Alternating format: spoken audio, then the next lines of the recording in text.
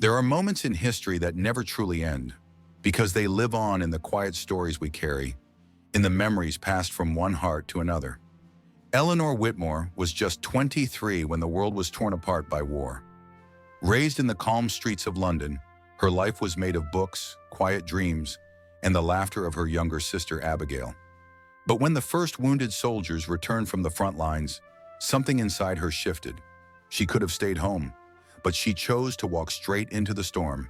She joined the Red Cross as a volunteer nurse, leaving behind her family, her safety, and everything she knew. In the makeshift hospitals of France, surrounded by pain and uncertainty, Eleanor faced the unimaginable. Yet even there, in the shadows of war, she found something no one expected, a reason to hope, and a love she would never forget. This is not just a story about the past, it's about the strength of the human spirit, about those who gave everything, not for glory, but for each other. Welcome to the channel. If you believe these stories should never be forgotten, join us. Subscribe now and turn on notifications so that every memory, every voice, and every sacrifice lives on. The screen fades to a photo of Eleanor holding a letter, her eyes to the sky. Gentle wind moves through the trees in the background. Without further delay, let's get straight to the point. The field hospital Eleanor was sent to didn't look like a place meant to heal anyone. It was a patch of earth turned to mud, lined with weather-beaten tents and makeshift cots. Rain leaked through the canvas roof, soaking the ground beneath the wounded. The air was thick with the scent of damp cloth, iron, and something far heavier, grief that clung to everything and everyone. Each morning, Eleanor stepped into that world of shadows with her sleeves rolled high and her heart guarded. Dozens of men arrived each day, their uniforms torn, faces pale and silent with pain. Some had lost limbs, others their sight, and many were fighting silent battles within. Memories they couldn't speak of, fears they tried to bury beneath clenched jaws and blank stares. Among the few who kept things moving was Dr. Sebastian Langford, the head surgeon. Tall, graying, and always composed, he rarely spoke unless necessary. His instructions were sharp, his expectations even sharper. At first, Eleanor mistook him for cold, but over time she saw through the armor he wore. Late one night, while wrapping bandages by lantern light, she found him staring into the darkness outside the tent. His voice, when it came, was quiet and trembling. My boy was 19. He wanted to be a teacher. That was all he said.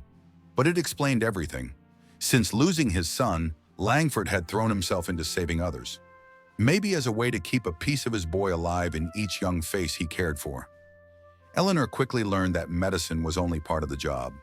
Sometimes the most healing thing she could offer was a gentle touch, or the way she whispered a soldier's name back to him when he'd forgotten who he was. There was a private from Manchester who couldn't stop shaking. Another, barely older than her, who clung to a photograph of his dog and wouldn't let go. And one who, in his final hours, simply asked her to hold his hand. He didn't speak again, but the way his fingers gripped hers said more than words ever could. In the rare quiet moments between shifts, Eleanor would sit on a crate beside the tent and write. What had started as simple letters home to Abigail soon became something deeper, confessions of a soul trying desperately not to lose its warmth. She didn't write about the blood or the sounds that echoed through the canvas walls at night. She wrote about the little things, a soldier who cried when he saw the stars again, another who hummed a lullaby from his childhood while she cleaned his wounds. These fragments, so small yet so full of meaning, became her way of holding on to her own humanity. But even as she clung to hope, Eleanor began to feel the weight of something unseen. Not just exhaustion or sorrow, but a presence. She never spoke of it aloud, but there were moments when the tent felt too still, as if watching her. A brush of cold air without wind, a whisper she couldn't quite hear. Some nights, just before sleep, she'd feel a sudden chill at her back, and the hairs on her arms would rise. She told herself it was nothing, just fatigue, just nerves. Still, the other nurses whispered too, about strange dreams, about beds that seemed touched by invisible hands. No one dared give it a name, but all of them knew. Something lingered in that hospital. Maybe it was the love left behind, maybe the pain.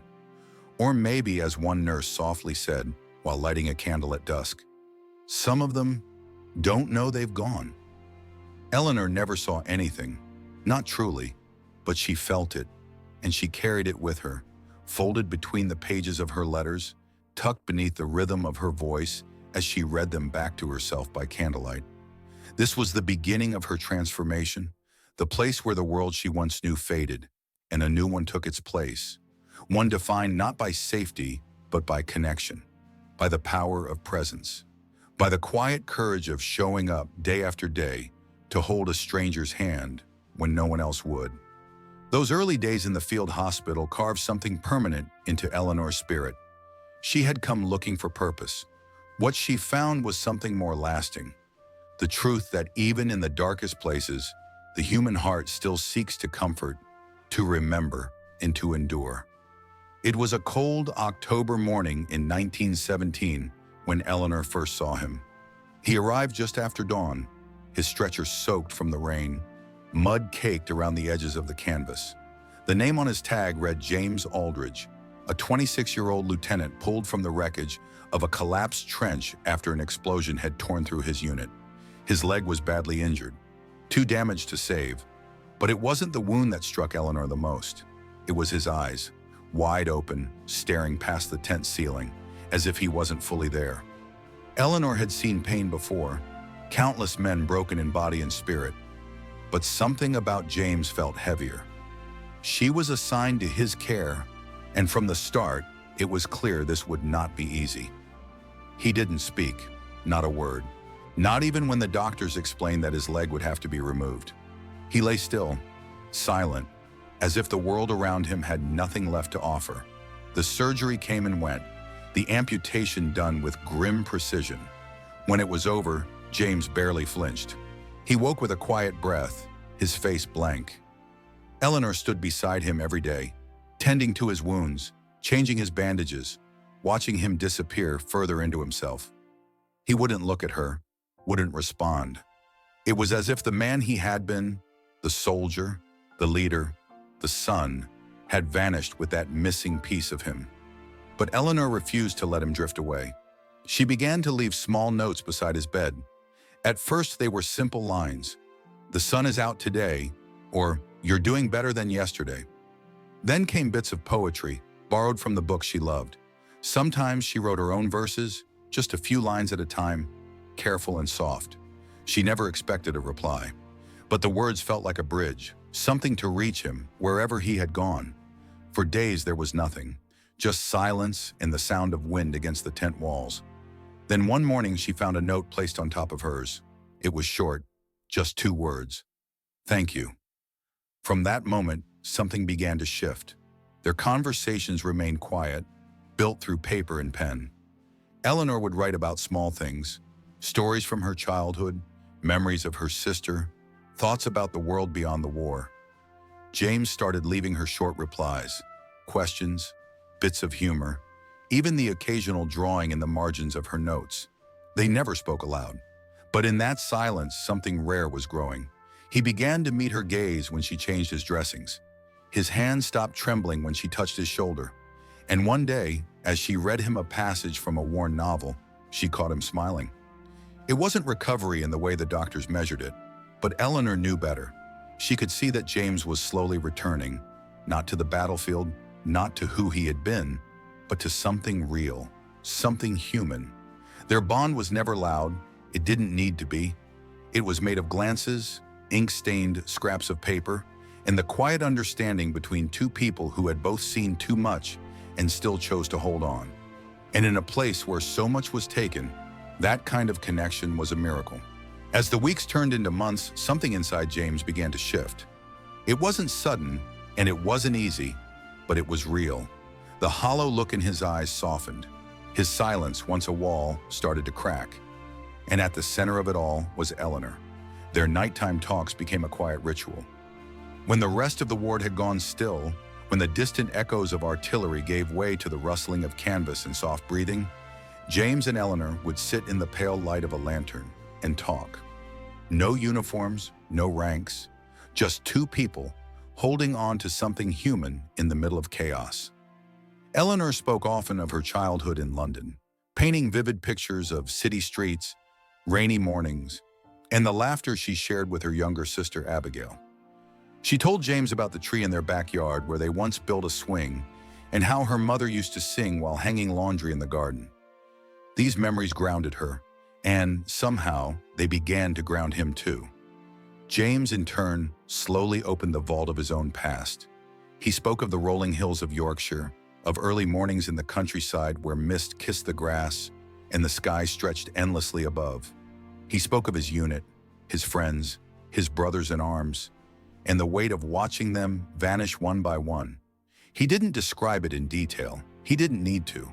The pain was in his voice, in the pauses between his words. They were both carrying scars. His were visible, carved deep into his body. Hers were quieter, hidden, but just as real.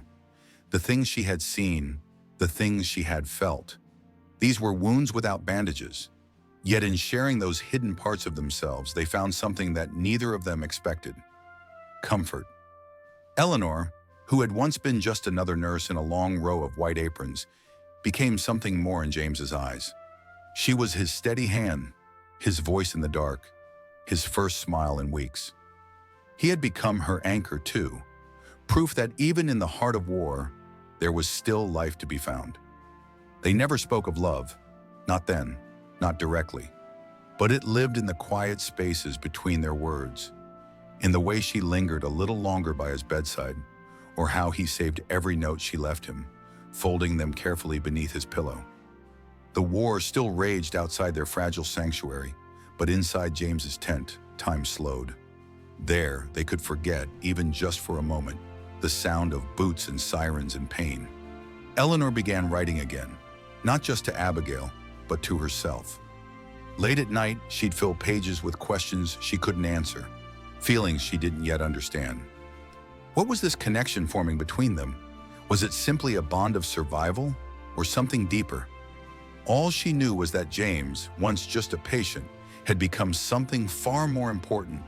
And in the quiet of those night talks, surrounded by the low hum of lantern light and distant thunder, two broken people found the beginning of something whole.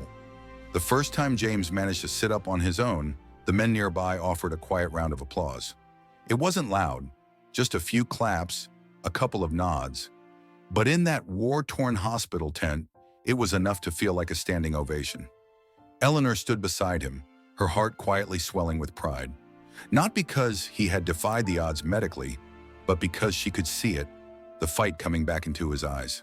That night, the air was colder than usual, and the lanterns cast soft golden shadows on the canvas walls. Eleanor went about her routine, tucking in blankets, adjusting pillows, checking temperatures. When she reached James's bedside, she leaned in to straighten his sheets. That's when it happened. His hand, still weak but certain, reached out and grabbed hers. It wasn't desperation. It was something gentler, something full of meaning. Their eyes met, and for a long moment, neither of them spoke. No need. The silence between them had become its own language. Then slowly, almost hesitantly, they leaned toward each other. Their foreheads touched, and in that fragile pause between breath and courage, their lips met in a kiss, brief, tender, but heavy with emotion. It wasn't planned, it wasn't perfect, but it said everything that words had not. That kiss didn't change the war, but it changed them. In the days that followed, they began to speak of things that once felt too far away to dream about. A small cottage in Yorkshire, tucked between the hills. Evenings by the fire, sharing books and tea. Children, maybe 2, maybe 3, laughing and chasing each other through the grass. Eleanor spoke of introducing James to Abigail, her sister who still wrote every week and asked endlessly about the quiet soldier with the kind eyes. James started sketching again. He had once loved to draw, but had stopped after the blast that changed everything. Now he filled small pages with simple scenes: a tree in the wind, a home by a lake, 2 people walking hand in hand beneath a heavy sky. But the war, cruel in its timing, never gave too much space for peace. A new order came through from command. James was to be transferred, sent to a hospital closer to the front. The army needed men with his experience, even if he could no longer fight. His mind, his presence, his ability to lead, those were still valuable assets. But the cost was clear. The nearer the front, the greater the danger. It wasn't a decision he could make. It had been made for him. When Eleanor read the papers, her fingers trembled. She said nothing at first, only sat beside him for a long time. Eventually she whispered, "Will you come back?" James didn't answer. Not right away. He looked at her, as if trying to memorize every detail of her face. Then he placed one of her old notes, the one with a poem she'd written, into her hand and closed her fingers around it. "I'll try," he said. Outside, the wind rattled the tent. Inside, the world felt still. Their future, so carefully dreamed, now hung in the balance, suspended between hope and the harsh truth of a war that took as much as it gave. But one thing remained, the kiss they'd shared. A promise, not of certainty, but of possibility. Something to hold on to in the nights to come. Distance didn't break their bond. Even after James was transferred, even as the war grew louder and crueler, he and Eleanor kept writing. Letters became their lifeline, words written in ink, carried through mud and fire, trying to keep something alive between them. James began sending her pages from a journal he kept, part letter, part confession. In it, he shared everything. The routine of his new hospital near the front, the faces of the young soldiers he now helped care for, the dreams that still visited him at night. He didn't hide his fear. He wrote about the sounds that never stopped, the cold that seeped into his bones, and the way he sometimes felt like he was holding on to hope, with fingers half frozen by war. And still, in the middle of all that, he wrote to Eleanor with warmth, with love, with the gentle rhythm of a man who had found something worth returning to. Eleanor answered with poems, with stories about the changing trees back home, and with memories that didn't hurt to remember. Her letters were filled with hope, sometimes stubbornly so. She clung to every one of James's words as if they were the last, never knowing when or if another would come. But in the final weeks of 1918, the silence began. At first, she thought it was the mail. Bombings had increased, routes were broken, delays were normal. She waited, a week, then two. Each day, she checked the list of incoming letters with quiet desperation. Nothing. She asked around, other nurses, supply officers, anyone who might have known where James had been stationed. She even wrote to Dr. Langford, who had also been relocated. Still nothing. Then in early November, just as the war was approaching its final breath, a small package arrived. It was wrapped in cloth, stained at the edges. Inside was James's journal, its pages soaked in dried mud and something darker. Alongside it, folded with care, was a letter. Not from James, but from his commanding officer. The words were formal, distant. They spoke of courage, of duty. James had been caught in heavy shelling while leading a group of young soldiers to safety. He had saved them, everyone, but he hadn't made it back. It had happened only days before the armistice, days before peace. Eleanor didn't cry at first. She just sat there holding the journal against her chest. The tent around her was silent, save for the distant wind and the soft creak of canvas in the cold. That night, she read the journal from beginning to end in a single sitting. She didn't stop to eat or sleep, just turned page after page, tears sliding down her cheeks, mixing with the smudged ink where James's hands had once rested. Each entry was a piece of him, his thoughts, his humor, his fear, his love. She read his final words long after the lantern burned low. "If I don't make it, tell her she saved me. Not from the war, but from being lost inside it. She gave me back my name." The goodbye they never got to say was written in every line. And though the war had taken him, the memory of James Alderidge would remain, etched not only in Eleanor's heart, but in every letter, every poem, every quiet moment they had shared across distance and time. When the war finally ended, the world exhaled. Bells rang, flags waved, strangers embraced in the streets. But for Eleanor Whitmore, the silence that followed peace was heavier than the noise of war itself. She did not celebrate. She did not cry. She simply stood at the edge of a world forever changed, holding in her hands the journal of the man she had loved and lost. Life moved on, as it always does. Offers of marriage came. some gentle, others persistent, but Eleanor turned them all away. She wasn't bitter. She wasn't broken. She had simply already loved, fully and quietly, in a way few ever truly understand. That love had not faded with time. It had taken root inside her, steady and still, like a candle left burning in a room no longer used. She never returned to nursing. The field tents, the cries in the night, the weight of watching lives slip through her hands. She had given all she had. Instead, she chose quiet work. A small library in the heart of London became her sanctuary. There, surrounded by shelves of forgotten stories, she found a rhythm again. Her sister Abigail married, had children, and built a life filled with noise and color. Eleanor adored her nieces and nephews. She taught them how to read, how to imagine, how to listen. But when asked about her past, she offered only soft smiles and vague answers. Some stories, she believed, lived better in silence.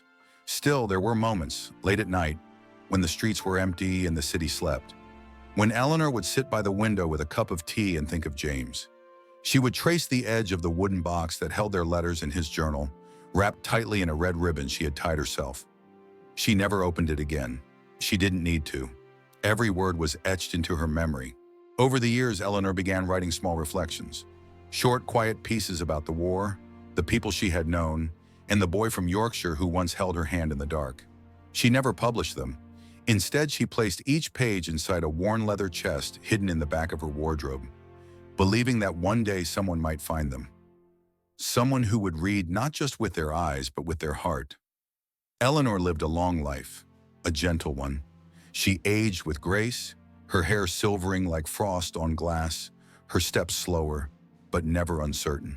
And though the world kept changing around her, the memory of James Alderidge remained untouched by time. She never stopped believing in love, not the kind from fairy tales, but the kind born in mud and letters and silent glances between two broken people. Love that comes uninvited, stays quietly, and lingers long after it's gone. Even if it lasted only for a brief moment, she knew it had been real, and for her, that was enough. It was the early 2000s when Lily first stepped into the attic of her grandmother's old London home. Dust floated in the still air, caught in the glow of afternoon sunlight filtering through the cracked window. She hadn't expected to find anything important, maybe just boxes of books, forgotten clothes, and fading Christmas ornaments. But tucked beneath a moth-eaten quilt, she spotted a wooden chest sealed with a red ribbon, delicate but still intact after all these years. Lily was 23, a literature student with a deep love for forgotten stories and hidden truths. What she discovered inside that chest would change her life. Carefully folded letters, old photographs worn soft with time, dried petals tucked between pages, and the journal of a man named James Alderidge. All of it preserved like a time capsule of love, pain, and memory. Each letter held a voice, gentle and real. Each photo, a glimpse into lives once lived under the shadow of war. She sat in that attic for hours the first day, reading in silence as if afraid to disturb the ghosts held within those pages. But the more she read, the more she felt drawn into something greater than family history. This wasn't just about Eleanor and James. It was a testament to everything war couldn't destroy: connection, tenderness, the quiet strength of those who endured. Lily knew immediately this story needed to be shared. She began piecing together the fragments with care. During the day, she visited libraries, searched war records, and spoke with historians who specialized in the First World War. At night, she transcribed Eleanor's letters and James's journal entries, sometimes crying softly as she typed, overwhelmed by the emotion within each word. She learned that James had once been a promising artist, that Eleanor had kept writing even after his last letter, and that the poems hidden between the pages were all her own. Lily traced their timeline through the chaos of history, building the puzzle piece by piece with a scholar's patience and a granddaughter's heart. When she felt ready, Lily reached out to publishers. Some didn't understand. Others said it was too quiet, a story for the modern world. But one editor, after reading only the first 20 pages, simply said, "This is the kind of love that outlives war." Months later, the book was released under the title, Letters from a Heart at War. It wasn't a bestseller in the traditional sense, but it didn't need to be. Those who read it were deeply moved. Letters arrived from readers who said the story reminded them of their grandparents, of their own hidden histories. Teachers began using the book in classrooms. Libraries placed it on their shelves with reverence. And through it all, Lily never claimed the spotlight. She made it clear, "This isn't my story. I was just the one lucky enough to find it." Eleanor never spoke publicly about James, never wrote their story for fame. But thanks to Lily's curiosity, in a red ribbon that refused to fade, the world finally came to know their love. A quiet, enduring love, born in the darkest of times and preserved through decades of silence. And somewhere, in a small town library or a worn copy passed between hands, their voices continue to whisper, "We were here, we lived, we loved." The world didn't just read letters from a heart at war, it felt it. Within weeks of its release, the book had spread across countries and languages, passing from hand to hand like a sacred story that had been waiting to be heard. Readers, young and old, found themselves holding back tears as they turned the pages. Teenagers wrote essays about Eleanor and James for their literature classes. Elderly veterans, some long silent about their own pasts, shared stories they had buried for decades.